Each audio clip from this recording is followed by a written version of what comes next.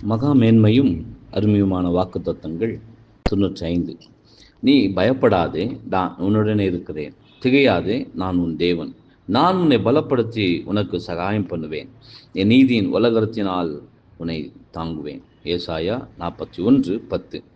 நம்முடைய வனாந்திர பிரயாணத்தில் உள்ள ஒவ்வொரு அனுபவங்களும் தேவனுடைய உண்மையான இஸ்ரேல் எனும் கிறிஸ்துவின் சரீரத்தில் உள்ள ஒவ்வொரு அங்கமும் கர்த்தருடைய தொடர்ச்சியான வழிநடத்துதலை பெற்றுக்கொள்ளும் ஸ்லாகியத்தையும் பெற்றிருக்கின்றனர்.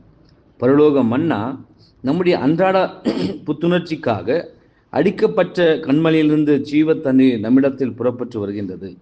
நம்முடைய பிதாவின் சிருஷ்டிக்கும் கோலானது நாம் ஆபத்தில் இருக்கும் போதே அல்லது தடை செய்யப்பட்ட பாதை ஏதோ ஒன்றில் நாம் அலைந்து திரியும் போதோ நம்மை கட்டுப்படுத்துகின்றது.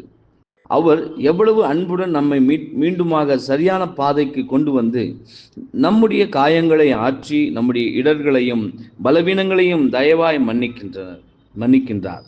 உறுதியுடனும் நாம் நம்முடைய பரலோக வழிகாட்டின் மேல் நம்பிக்கை கொள்ளாமல்